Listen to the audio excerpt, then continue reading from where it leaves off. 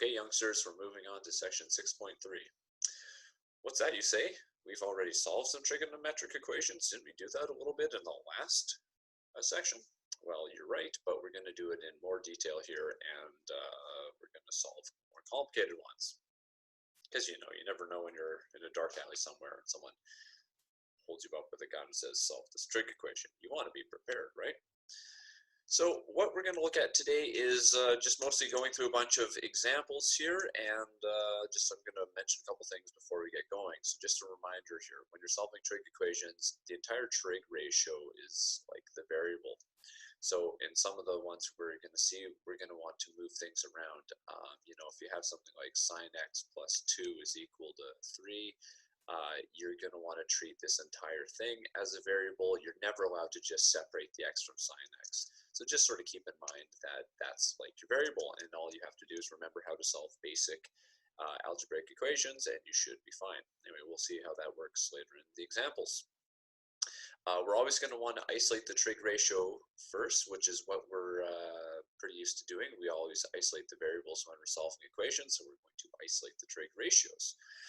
Then the thing that makes trig a little harder than just random, well, not random, but you know, your typical variable algebra, once you isolate, now you've got to do the solving for reference angles and determining the quadrants and blah, blah, blah, and all that sort of stuff. So we'll see how this all goes down in some examples. Just a quick reminder, you should try and use special triangles whenever possible. So something like √3/2, you know, sine of x, we can figure out that the reference angle is nice, like pi/3. If you get something where you have a non-special ratio, then it's going to be like 4/11, for example. That's not special, so we'd have to use our calculator. So just a reminder for that. Okay, so let's just look at some examples. There's not too much theory here. Let's just get into it.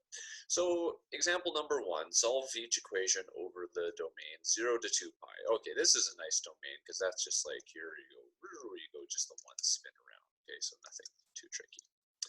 Do watch out for the domain. Sometimes it can change, but in this case, it's pretty simple. So what do we do here? The analogy would be like, could you solve 2x minus 1 equal to 0? What would you do? You take the 1 to the other side, you get 2x equals 1, then you get x equals a half, and you'd be done.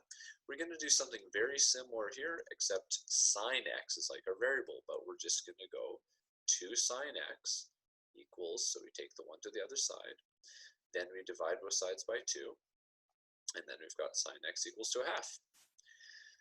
So if this were just like the example before, you'd be done, but of course now we have to figure out what x is. So the way we're going to figure this one out is we're going to go x ref.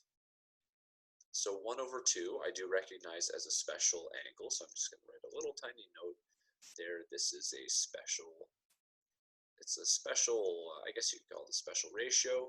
So what we're doing is we're using this triangle here, the 1, 2, √3. We're talking about sine, so it's opposite, so we're using this angle in here, which is pi/6. So what we can do is we can determine that the reference angle is pi/6. Since it's positive, it's in quadrant 2 and 3, so I like to show my work something like this. There's the quadrant 1 and the quadrant 2 angles. So x, I mean, sometimes it's theta, sometimes it's x, totally doesn't matter, it's just a variable. X in quadrant 1 is very simple, it's just equal to pi/6, and x in quadrant 2 is pi minus pi/6, so pi minus the reference angle, so it's 5 pi/6. And those will be your two answers. So if you want to conclude, therefore x is equal to pi/6, comma 5 pi/6, and that is how you will solve the equation. All right, so another example would be something like part B, where we've got 3 tan x minus 1 equals 5 tan x plus 2.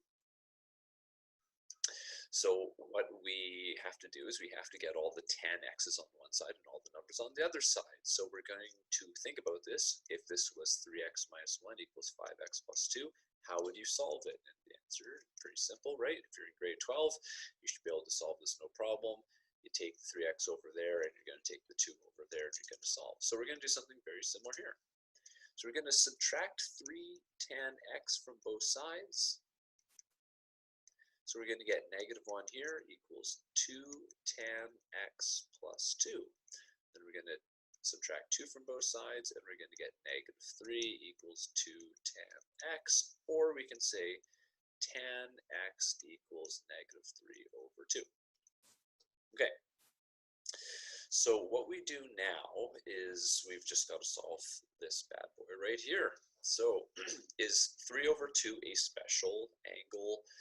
And when you think about it, it kind of sounds like it is, but remember we have two triangles, 1, root 3, and 2, and we have 1, 1, and root 2. There is no 3 anywhere, so this isn't going to work for special triangles. So what we have to do is we're going to use our calculator. So just a little note, this is non-special. So we're going to use the calculator. Okay, so the reference angle here is inverse tan, and again we're going positive 3 over 2. So we go to our calculator, we have to make sure we are in the right mode. So I'm going to stay in radian mode here because my domain in the beginning was in radians. If it was in degrees, it would make sense to answer in degrees. So we're making sure we're in the right mode. Yes, we are. And then we're going inverse tan of 3 over 2 or 1.5 is easier to type. Okay, so our reference angle is equal to 0.9827. Okay, 9828 is probably fine. Because this is negative, we have a quadrant 2 and a quadrant 4 angle. So what we do here is in quadrant 2, we know x is equal to pi minus the reference angle, and in quadrant 4, it's going to be 2 pi minus the reference angle. Okay, and if you're having a hard time visualizing this, remember here we've got x reference, and then here we've got x reference. So we're spinning all the way around to pi, and then we're backing up by the reference angle, and then for the quadrant 4 angle, we're spinning all the way to 2 pi, and then we're backing up by the reference angle there. So here we've got pi minus 0.9828, and here we've got 2 pi minus 0.9828. Okay, nothing complicated here. We're going to work it out, and then we will get our values. So in this case, 2.1, I'll just round it to 2.16, and then I could go 2 pi minus the answer, or a simpler way would actually just be to add pi to that answer. Because, well, it's 2 pi minus that, so it's just pi more, or you could even see if you want, and this will actually come up later in this lesson, that the separation between the two angles is a difference of pi, or 180 degrees. So that's something that's special to tan. Anyway, so therefore we put it all together, x would be equal to 2.16 or 5.30 radians. Okay. Here's one more. This one is a similar style where you've got cosine as the variable. This one, of course, has a little bit of a quadratic equation sort of flair. So how would we solve it if we were thinking in terms of basic algebra? You would go and you would factor this. So this is my thought process here. I'm going to solve in terms of something I'm familiar with. I know this factors into it's going to be 2x and x. It's got to be a 1 and a 1, and to get negative 3 in the middle, they're both going to have to be negative. So what this is going to turn into is this will turn into 2 cosine of x minus 1, and cosine of x minus 1 equals 0. Now this tells me that cosine of x is equal to 1/2, the same way that if I were to solve it over here, x would be equal to 1/2. This one tells me x is equal to 1, so this one tells me over here cosine of x is equal to 1. All right, so this actually makes for a couple couple questions basically. So when you're solving this one on the left, we are going to figure out its reference angle, and then on the right we're going to figure out that separate one's reference angle. Now the good news here is the one on the left is a special angle. I got to sketch the triangle over here on the side. So there's 1, 2, root 3. We're talking about cosine, so we're talking about the adjacent, so it's pi over 3. For cosine x equals to 1, I'm actually not going to use this. I'm going to use the squiggle graph. For what value, this is cosine of x, and this goes up to 1, 0, and negative 1. For what value of x is cosine x equal to 1? I can see it's right here. And I can see it happens again over here at 2 pi.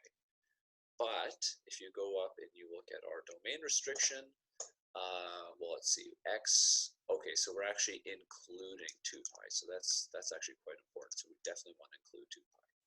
So for this one on the right, I'm not even going to worry about reference angles, I'm just going to go straight to the solution because I can see it, 0, 2 pi, and that's actually done. So we can see right here, it happens 2 times at 0 and 2 pi, that's when cosine of x is equal to 1. For the other one on the left here, this is where we've got the reference angle and we have to do our 2 quadrants. So in quadrant, cosine is positive, so we're talking about quadrant 1 and we're talking about quadrant 4. So in quadrant 1, the answer is easy. It's just, let me just rewrite this one, consistent, colon x equals pi over 3. And in quadrant 4, x equals 2 pi minus pi over 3. So that's 6 pi over, so that's 5 pi over 3. Okay, so we put this all together and we say, therefore, x equals 0 pi over 3, 5 pi over 3, and 2 pi. So the one thing I just want to mention before we say goodbye to this question, the approach that I'm using special triangles to solve some things. I'm using the squiggly sine wave graph to solve others.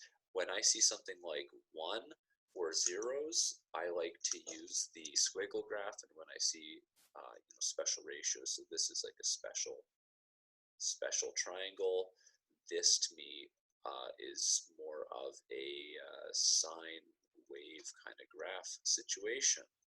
So the approach you use to solve these, totally up to you, but I really like when you see zeros and ones to use sine graph.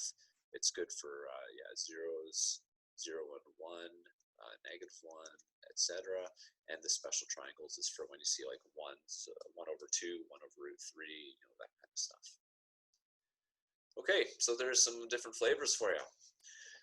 Now we're going to look at the general solution idea. So the thing which we're kind of seeing here is we see that the cosine graph, if I was to continue this, it would go up and down and up and down and up and down forever.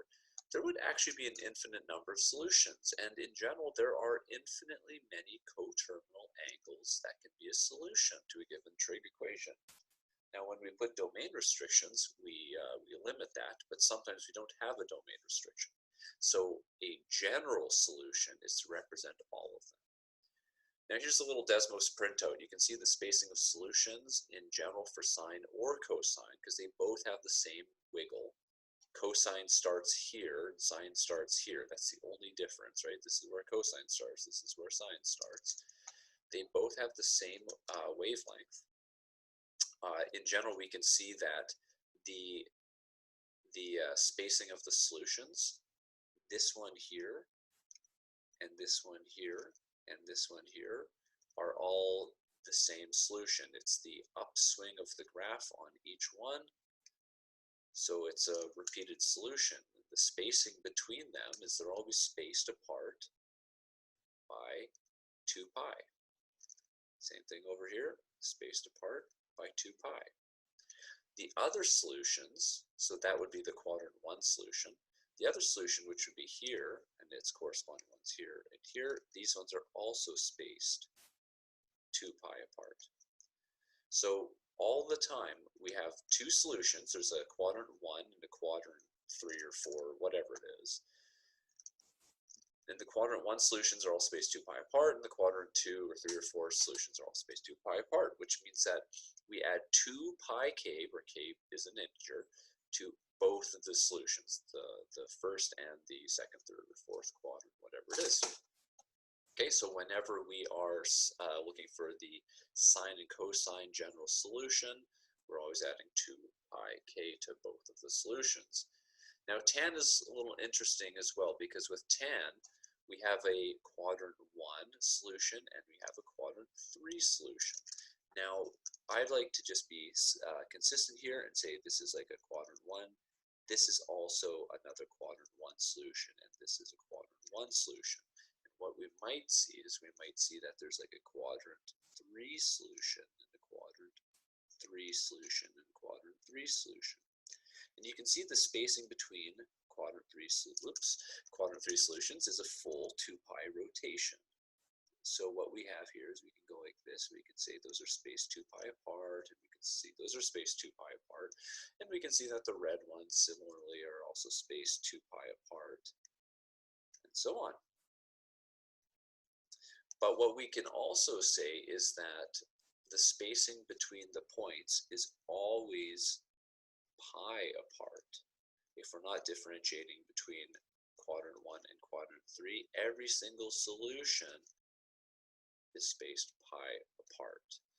So tan's a little different in the sense that we just have to add pi k, where k is an integer, and we only add it to the first solution found in the domain. So if your first solution is a quadrant 1, you don't have to find the quadrant 3 solution because it's always spaced pi apart from it.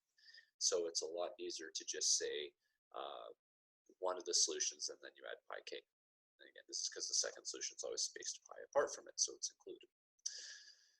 All right, we'll see how this works in a couple examples. Find the general solution to this guy. So let's just solve this real quick here. So we've got a cos x here. We're going to add this to the other side. So we're going to plus cosine of x to both sides. Don't you dare do something like cross them out. Of course, I totally missed there. So what we have is we've got 2 cosine of x plus root 2 equals 0, or 2 cosine of x equals negative root 2, because we'll subtract it to the other side, or finally cosine of x is equal to negative 2 root 2 over 2, or the way I would prefer it, cosine of x equals negative 1 over root 2, because now this looks very familiar. This is a special triangle here. The more I draw these triangles, the worse I get. And we've got a pi over 4. So the reference angle equals pi over 4. Now this turns out to give me a quadrant. Okay, so cosine is negative. Cosine is negative in all students take calculus. Cosine is negative in those. Okay, so we're going to get a quadrant 2 solution, and we're also going to get a quadrant 4 solution. So what we would say in quadrant 2 in general, x equals pi minus x ref, and in quadrant 4 we get x is equal to 2 pi minus x ref. Now when we're dealing with cosine here, we're going to work out that this is pi minus pi over 4. So we get 3 pi over 4, and we're going to have 2 pi minus pi over 4, so we're going to get 7 pi over 4. Okay, all right, hold on, I just realized my brain totally took a little vacation there. Sorry, this isn't quadrant 4, this is quadrant 3, my bad. Sorry, in quadrant 3 we go pi plus reference. There we go. This makes a lot more sense. I thought something was screwy here. No, this should be 5 pi over 4. There we go. Okay. So what we have to do is now we take each of these solutions, and to get the general solution, it's the easiest thing in the world. We're going to go plus 2 pi k, where k is an integer, and that's it. That's actually all you have to do. And then this one, same thing, plus 2 pi k, where k belongs to the integers. So what we're doing is we're essentially saying that 3 pi over 4 is a solution, but we could add 2 pi, So we could get, what would that be, like 11 pi over 4 and 19 pi over 4 and so on. We're adding 2k as much as we want, and that will still be a solution. But we also have to do it to the 5 pi over 4. Every time you say we're adding plus 2 pi k, it's a bunch of rotations to get to the same place, or coterminal angles. Same thing with this one, except we're adding 2 pi k to spin around there. Okay, cool. Okay, for this next one, I'll go through the simplifying pretty quick here. We'll take 1 to the other side. We'll divide by √3. Is this a special guy? This is a special guy, isn't it? So the reference angle is, I still need to draw this out just to help myself. Let's see, so opposite over adjacent, so it's going to be pi over 6. Now, because we're negative, tan is negative in quadrant 2, and it's negative in quadrant 4. So in quadrant 2, we go x is equal to pi minus the reference angle, and in quadrant 4, we go 2 pi minus the reference angle. So now, you don't actually have to do the quadrant 4, but I'm just going to do it to show you that you can go pi minus pi over 6 to get 5 pi over 6. And then this one will be 2 pi minus pi over 6 to get, I believe that will be 11 pi over 6. I'm doing common denominators in my head. This is 12 pi over 6. Okay, so what we could do in theory is we could say plus 2 pi k, and we could say plus 2 pi k, but you'll notice that the spacing between these is just pi. So this whole part here, this is unnecessary.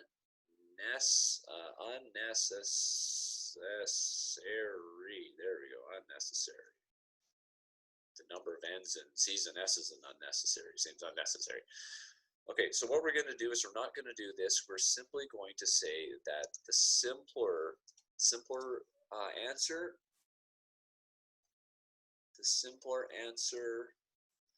is x equals 5 pi over 6 plus pi k, where k is an integer. And yes, you have to write that every time. It's annoying, but you have to do it.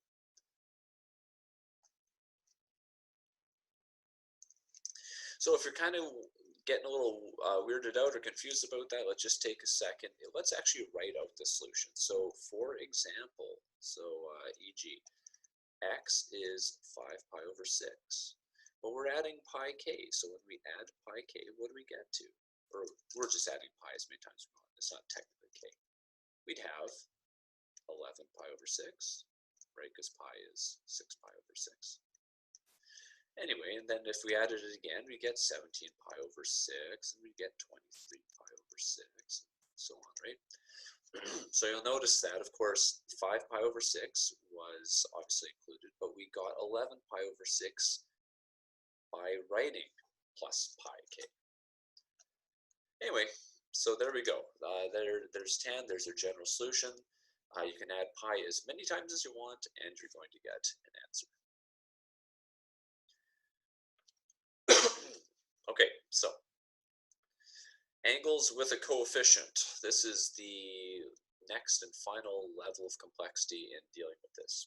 So when you are solving for the solution of the equation, such as sine ax equals 1, so there's like a coefficient there, right? A is just a coefficient. What you're always going to have to do is you're going to have to do inverse before you divide by a to isolate x. So it's just an order of operations thing. If we want to get rid of the sign, we have to inverse it first. You cannot ever, don't you ever do this, divided by a equals sine x. No, bad. Okay, you cannot divide by like something of the argument of a function. We've actually kind of talked about this and getting way back even to this is not the same either, right? Okay, so just be aware that that is not something you're allowed to do. And then, of course, when you're writing the general equation, you actually want to add the 2 by k or whatever before you divide by a. I'll show you that through an example in just a sec. So the example is right here. If you were to solve sine of 2x equals to 1, the general way you're going to do this is you're going to get rid of the sign by inverse signing. You're going to be left with 2x equals pi over 2, because inverse sine of 1 is pi over 2. And if you're not sure of why that is, well, here's the sine graph. Here's 1, and that corresponds with pi over 2. And then once you get that, you would figure out the general solution by adding 2 pi k. And only at the end, only at the very end, do you want to deal with this 2. So at the very end, after you've written your general solution, you're going to divide everything by 2, and everything, even including the 2 pi k, gets divided by that. Now, if you want to connect this with transformations, what happens when I replace x with 2x? This 2 right here, if you want to think of this in terms of transformations, maybe I'll write it over here. This 2, that is a horizontal compression by a factor of a half. So the reason why everything gets divided by 2, even including this, is remember that idea that the spacing, that's terrible. Anyway, the spacing gets half as much. So the spacing between points, this used to be spaced 2 pi apart. Well, the horizontal compression means it's now spaced only pi apart. So that's why this now becomes pi k at the very end, and that's why you want to wait until the end to divide everything by 2. All right, so example 3, solve for the general solution of this. Okay, so we've got sine squared of 3x minus sine of 3x. So this is like saying x squared minus x equals 0. How would you go about solving this? You'd factor an x out, and you do this sort of idea here.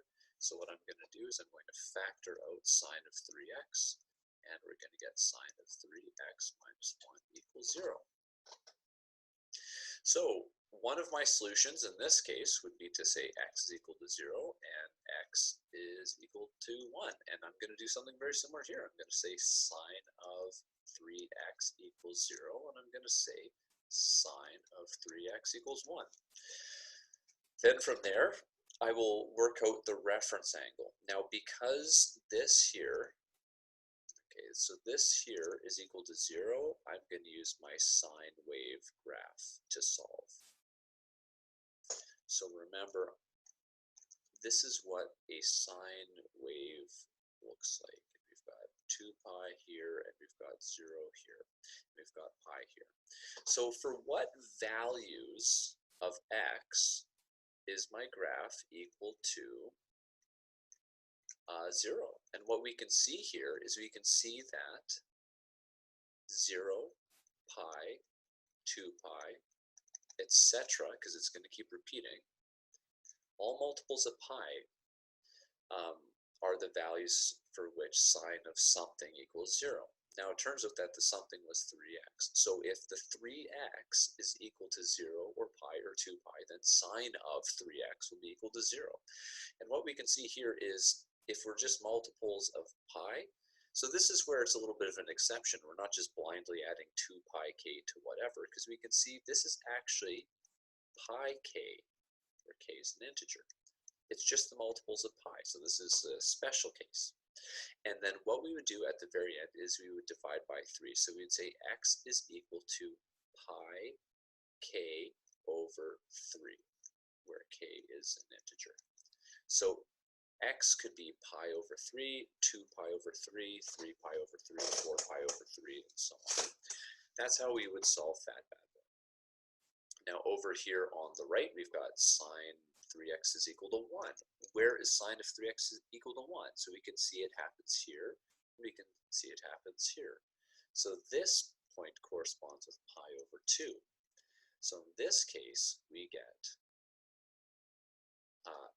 3x equals pi over 2. Now for this one, the spacing here, the next time it happens, is 2 pi away. So we would write plus 2 pi k. See, this one's a little different, right? Because with 0, it happens at 0, pi, 2 pi, but with 1, it only happens at the peaks. We're not counting this point down there. All right, so what I do at the end is I say x is equal to pi over 6 plus 2 pi over 3k. And that would be my other solution. k, of course, belongs to the integers. You can probably write k's integers, 1 time for both those solutions, but you do have to include that at least once. All right, so that's a little bit of a tricky one there, but that's what's going on.